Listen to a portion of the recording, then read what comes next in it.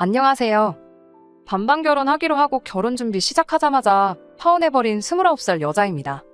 파혼한 남자친구는 저보다 3살이 많아요. 각자 비슷한 업종에 종사하고 있고 그러다 보니 서로 통하는 게 많아 연애를 시작하게 되었습니다. 1년 반의 연애 끝에 청혼을 받아 결혼하게 되었어요. 결혼 이야기 나오고 서로의 재정 상황에 대해 이야기를 나누다가 서로 모아놓은 돈의 액수가 비슷한 것을 알게 되었습니다. 사실 그 금액이 많지는 않아요. 남자친구 5천, 저 6,500이었습니다. 굳이 따지고 든다면 제가 1,500만 원 더 해가는 거긴 하지만 그래도 그동안 데이트 비용 중에 남자친구가 더 냈던 부분도 있고 중고차긴 하지만 남자친구는 자동차도 가지고 있는 데다 저랑 놀러 다니면서 감가도 조금 되었을 테니 그 부분에 대해선 따로 짚고 넘어가지 않기로 했어요. 남자친구가 가져오는 돈에 자동차를 재산으로 포함하기로 했고 제 돈으로는 결혼식 비용과 혼수를 부담하기로 했습니다. 신혼집 구하는 과정에서 모자란 돈은 이자 부담이 있을지라도 그냥 대출을 받아서 구하기로 했습니다. 제가 고집도 세고 어려서부터 기가 세다는 소리를 많이 들었어요. 그런 맞춰주기 힘든 제 성격, 1년 반 연애하는 동안 군소리 없이 다 맞춰주고 그러던 사람인데 상견례 시작도 하기 전에 파혼을 하게 될 줄은 꿈에도 생각 못했습니다. 결혼 이야기 나오자마자 저희 부모님께 남자친구를 인사시켰어요. 저희 어머니도 제 성격을 알고 있다 보니 네 성격 맞춰주는 사람이면 보살이다 하면서 좋아라 하셨고요. 곧바로 상견례 일정을 잡으라고 하시더라고요. 그래서 상견례 일정을 잡으면서 그 전에 제가 먼저 인사를 드리러 가기로 되었습니다. 남자친구 집에 인사를 드리러 갔는데 식탁이 좁다고 거실에 큰 상을 펴놓고 있었어요. 현관문에서 부엌이 보이는 구조라서 쓱 봤는데 식탁은 그냥 평범한 가정집 사이즈였습니다. 저 온다고 뭔 음식을 얼마나 많이 하셨길래 일반 가정집에서 쓰는 식탁이 작다고 하는지 싶었어요. 그리고 그 마음 씀씀이만 봤을 때는 좋은 분들이시구나 하고 긴장한 마음이 살짝 풀리게 되었습니다.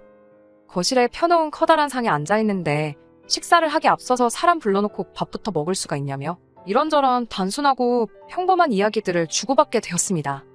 어머님이 차를 내오셨고 따뜻한 차를 마시면서 그냥 학교는 어디 나왔느냐, 부모님은 뭐 하시냐 같은 간단한 호구조사성 질문들을 주거니 받거니 하고 있었어요. 질문은 거의 아버님이 먼저 하셨는데 무슨 이야기 주고받다가 어머님이 뭔가 맞장구를 치시며 잠깐 아버님 말을 끊는 순간이 있었는데 아버님이 순간 어머님을 노려보면서 스흡하고 소리를 내더라고요.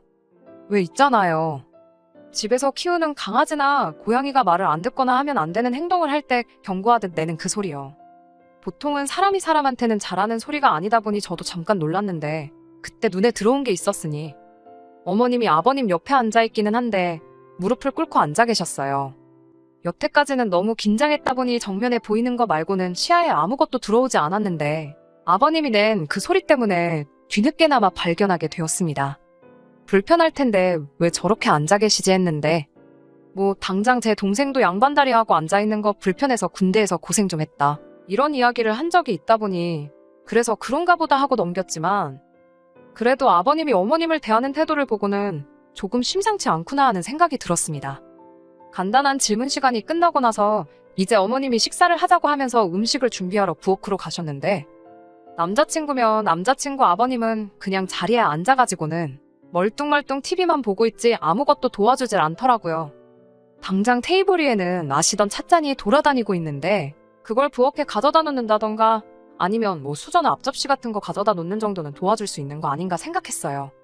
어머님이 냉장고에서 이것저것 꺼내서 밑반찬도 덜고 있는데 아무도 그걸 신경 쓰지 않으니까 오히려 손님인 제가 다 불편하더라고요. 그래서 옆에 앉아있는 남자친구 옆구리 쿡 찌르면서 좀 도와드리라고 눈치를 줬습니다. 남자친구는 대번에 제 눈치 한번 보고 아버님 눈치 한번 보더니 우물쭈물 자리에서 일어나더라고요. 그런데 남자친구 아버님이 그런 남자친구를 불러세워서는 그냥 앉아있어라 하는 거예요. 저도 같이 일어나서 도우려고 했는데 저도 덩달아 그냥 자리에 앉아버렸네요. 식탁이 작아서 상을 폈다는 말이 왜 그랬는지 알 정도로 진수성찬을 준비해 주셨더라고요. 밑반찬이라고 꺼내주신 것만 해도 김치를 제외하고도 9가지나 됐습니다. 김치도 배추김치만 있는 게 아니고 깍두기며 파김치며 종류별로 다 있었고요. 불고기는 재워놓은 거 바로 해서 주신다고 혼자 이리저리 분주하게 움직이면서 이 더운 여름날에 불 앞에서 땀을 뻘뻘 흘리고 계시는데 아무도 신경 쓰지 않더라고요. 주방에서 우당탕 소리가 나서 고개를 돌려보니 어머님이 찬장에 있는 브루스타를 꺼내다가 옆에 있던 뭘 떨어뜨렸나 봐요. 그래도 남편이랑 아들인데 당연히 괜찮냐는 소리가 나와야 되는 거 아닌가 했는데 아버님은 소리 때문에 고개가 돌아가 놓고는 어머님이 다치지 않은 걸 확인이라도 했는지 또 혀를 찢하고 차면서 칠칠 맞긴 하면서 궁시렁대고 있는 거예요. 어머님이 체구가 저보다도 작으신데 찬장 맨 위에 올라가 있는 거 꺼내는 게 얼마나 힘들었겠어요. 집에 남자라고 2명이 있는데 도와주기는커녕 엉덩이랑 바닥이랑 하나가 된 건지 일어날 생각도 없어 보이고 차라리 뭐 저한테 할 질문이 남았거나 해서 저한테 뭐를 더 물어보고 있거나 했으면 그러려니 했겠는데 딱히 저한테 무슨 질문을 하는 것도 아니고 그냥 TV 화면만 보고 음식 차려지길 기다리고 있는 게 조금 보기 그랬습니다. 아무리 집마다 가풍이 다르고 그렇다지만 나눠서 하면 금방 끝나는 거고 그게 힘든 일도 아니잖아요. 음식하는 거야 솜씨의 영역이니까 어머니 혼자 하는 걸 두고 뭐라 할 수 없지만 준비하는 게 손맛이 필요한 것도 아니고 저희 집이랑 분위기가 너무 다르다 보니 적응이 되지가 않았습니다. 어머님 혼자 오며 가며 하면서 힘들게 꺼낸 브루스타 올려놓고 미리 해놓으신 두부전골 가져와서 올리고 밑반찬에 앞접시며 수저며 전부 다 혼자 하시더군요. 전골이라 냄비도 꽤나 무거울 텐데 아무도 도와줄 생각이 없는 걸 보니 참 놀랄 노짜였습니다. 이럴 줄 알았으면 그냥 밖에서 뵙자고 할 걸. 결혼 허락받는 게 꼭 집에서 하라는 법도 없는데 당연히 집에서 보기로 정했나 싶고 괜히 제가 죄송스럽기까지 했네요. 아무튼 이래저래 식사 준비가 끝이 나게 되었고 어렵게 식사를 시작하게 되었습니다. 식사하는 도중에 아까 방금 전 남자친구 어머님이 아버님이 쓱 하고 눈치를 준다고 대화하다 끊었던 화제를 두고 어머님이 저한테 다시 못했던 질문을 하셨어요.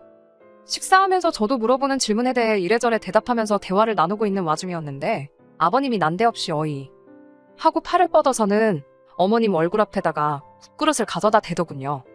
어머님은 그걸 또 자연스럽게 아버님이 내민 국그릇을 받아들어서는 두부전골을 떠서 주는데 식탁이 작아서 큰 상을 준비했다고 해도 식탁보다 조금 더 클 뿐이지 무슨 조상님 제사상만한 상도 아니었거든요. 게다가 전골은 밥상 딱 정중앙에 위치해 있고 상석인 아버님 자리에서 제일 가까운 데다가 국자도 냄비에 같이 들어있었는데 심지어 저랑 한참 대화를 나누고 있던 와중이었는데 기어이 그 국물 좀 떠달라고 밥그릇을 내미는 걸 보니 말도 나오지 않았습니다. 계속 머릿속으로 우리 집 아니다, 우리 집 아니다, 남의 집이다 하고 대수롭지 않게 넘기려고 노력했습니다. 제가 뭐라도 된다고 솔직히 밑반찬 9가지에 전골에 불고기까지 솔직히 준비하는 거 보통 정성이 아니잖아요.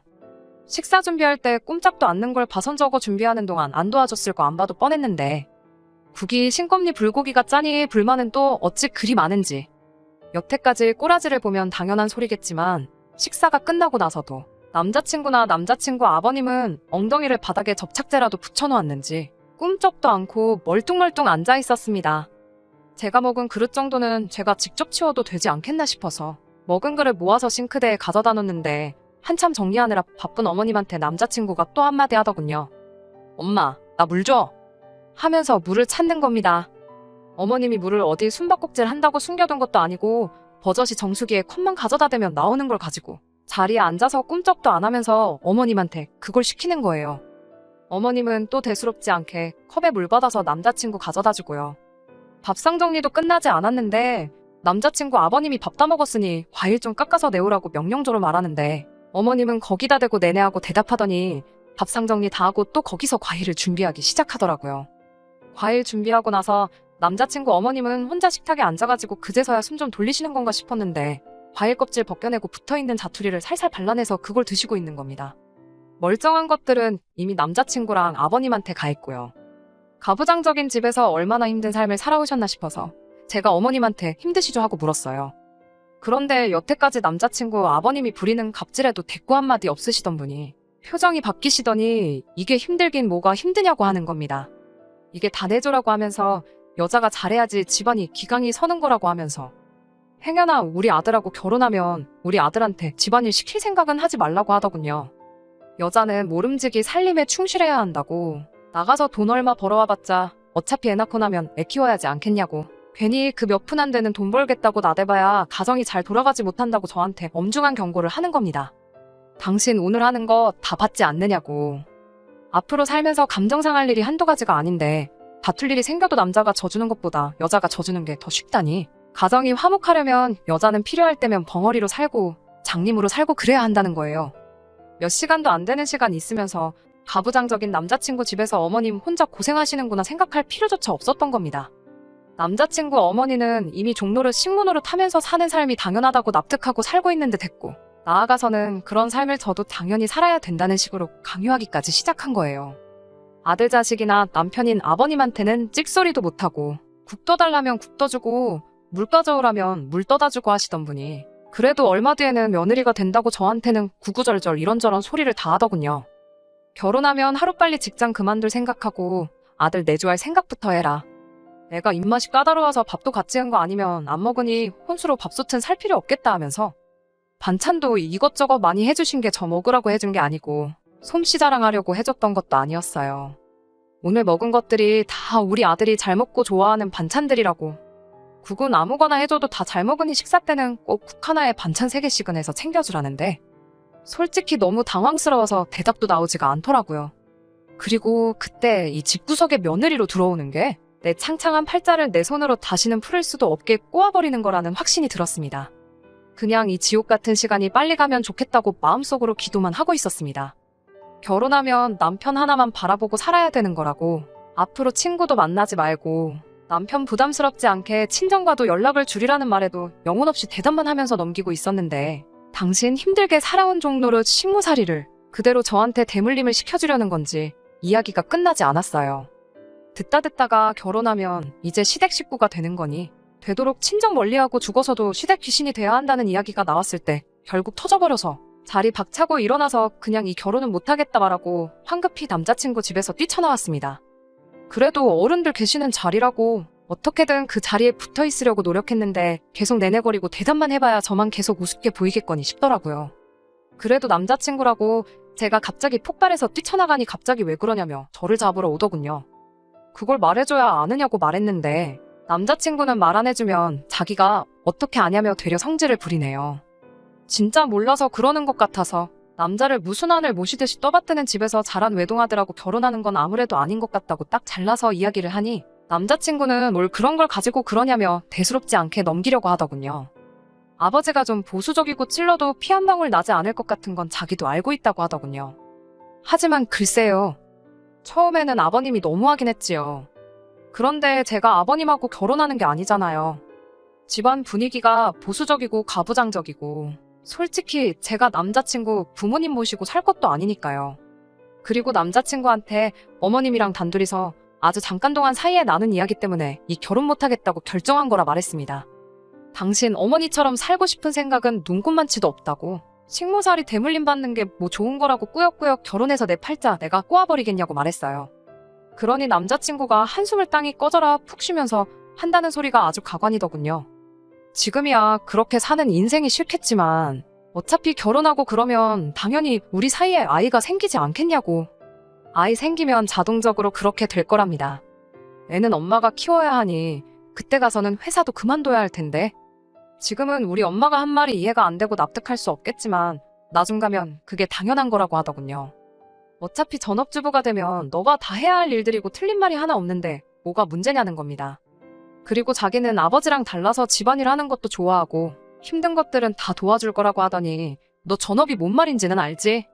라고 재차 저에게 확인을 하듯 질문을 던지더군요. 어차피 애 태어나고 집에 있게 되면 너가 도맡아 할 일이고 애 키우면서 살림하고 바쁘면 친정에도 자주 못 가고 그렇게 되는 거라고. 그냥 어머니가 옛날 분이라서 시댁 귀신 어쩌고 하면서 말을 겁주듯이 한 거지. 그렇게 되는 게 자연스러운 일이라고 혼자 또 강연하듯 나불대고 있는데 너무 어이가 없어서 나불대는 주둥이를 손바닥으로 한 대 후려쳐버렸네요. 애는 뭐 엄마 혼자 만드냐고. 아이가 엄마 품에서 크는 것도 맞지만 아빠 품은 없이 키울 거냐. 부모 품에서 크는 게 자식이지 않냐고 한마디 해줬네요. 전업주부 하는데 나는 전업주부 할 생각도 없고 내 경력 유지할 거라고. 그리고 애초에 우리 꼴랑 1억 가지고 시작하는 거나 마찬가지인데 어디 뭐 반지하에서부터 시작하려고 그러는 거냐고 했습니다. 네 월급 외벌이로 대출이자의 생활비며 네 말대로 곧 태어난다는 자식들 교육비에 우리 노후까지 감당이나 되겠냐고 했어요. 대출이자의 생활비만 해도 모자랄 월급 가지고 전업주부니 뭐니 떠들지 말고 당장 주제 파악부터 하라고 했네요. 집안일 도와주겠다는 말부터 입에 침이나 바르고 거짓말하라고 했습니다. 당장 엄마가 밥 차려서 입안에 떠넣어줄 때까지 꿈쩍도 안 하고 있던 게 뭔 집안일이냐고. 차려준 밥 다 처먹고 나서 엄마한테 물 떠달라는 놈이 집안일 도와주겠다는 소리를 하고 있냐고 했습니다. 결혼 허락받으러 온 날에 파혼까지 결심했는데 그게 오로지 너네 부모님만의 문제겠냐고 했어요. 오늘 너네 부모님이 무슨 행동을 하고 무슨 말을 했건 간에 너가 나한테 확신을 줬다면 이 결혼 나도 긍정적으로 생각했을 거라고. 부부 사이에 믿음이 중요하다는데 너는 믿음은커녕 오히려 인간 밑바닥의 끝을 보여줬다고 쉴 틈 없이 쏘아붙였습니다. 그러니 남자친구도 제 말을 하나하나 듣다가 얼굴이 점점 시뻘개져가지고 세상이 어디 네 뜻대로 돌아가는 줄 아냐고. 예로부터 남자가 돈 벌어오면 여자가 살림하고 애 키우고 하는 게 세상의 이치라고. 너야말로 주제 파악 못하고 생각머리 고치지 않으면 평생 결혼은 물 건너간 거라고 저한테 악담을 퍼붓더군요. 누가 할 소리를 하고 있냐고 어디 한번 평생에 걸쳐서 찾아보라고 했습니다. 시어머니한테 바톤 넘겨받아서 아들 밥 챙겨주고 뒷바라지 해주려고. 자기 인생 던져버리고 너한테 시집올 여자가 어디 있겠냐고요. 제 뒤로 뭐라뭐라 혼자 떠들던 남자친구 뒤로 한 채 저는 그냥 집으로 돌아왔습니다. 집에 돌아오니 어땠냐고 어머니가 궁금해하시길래 그냥 그날 있었던 일 하나도 빠짐없이 싹 다 이야기해줬어요. 어머니는 놀라서 말도 잇지 못하고 헛웃음만 지으시더라고요. 요즘 세상에도 그런 집이 있냐고 어머니도 평생을 살면서 그런 사람들은 처음 봤다고 하시더라고요. 그나마 다행인 건 결혼 준비가 더 진행되기 전에 미리 알고 파혼하게 돼서 다행이라고 조상신이 도왔다고 하시네요. 정말 조상신이 도와준 건지는 모르겠지만 어쨌든 딱 봐도 이게 똥인지 된장인지 확실하게 구분이 되는 상황에서 굳이 찍어 먹어보지 않고 빠른 결정 내리길 잘했다는 생각이 듭니다. 저녁 돼서 남자친구한테 바로 문자가 왔는데 뭐 자기가 잘하겠다는 말만 하지 구체적으로 어떻게 하겠다는 말은 하나도 없었거든요. 잘한다는 말 믿고 결혼했다가 평생 후회할 일 있냐고 앞으로 볼 일 없으니까 구질구질하게 연락하지 말라고 했어요. 거기서 전화 끊고 딱 쿨하게 끝냈으면 좋으련만 제가 구질구질이란 단어를 꺼냈다고 걸고 넘어지면서 성질을 부리길래 지금 누가 누구한테 성질을 부리는 거냐고. 그 나이에 여태껏 모은 전재산 5천만 원 가지고 어디 한번 평생 조선시대 방불케 하는 꽉 막힌 집구석에서 오매불망 남편 퇴근만을 기다리며 밥 해주고 뒷바라지 해주고 하늘처럼 떠받들어줄 그런 사람 실컷 찾아보라고 속 시원하게 한마디 해줬습니다. 나는 나대로 내 인생 살 테니까 신경 끄고 잘 살라고요. 그래도 속에 있던 말 남김없이 싹 다 내질러버려서 후회는 없습니다. 아직도 누가 파혼에 대해 저에게 물어본다면 속 시원하게 한 점 후회도 남지 않는다고 자신있게 대답해줄 수 있을 것 같네요. 끝까지 들어주셔서 감사합니다. 오늘의 사연은 여기까지입니다. 구독과 좋아요, 알람 설정 부탁드리고 더 좋은 사연으로 다시 찾아뵙겠습니다. 감사합니다.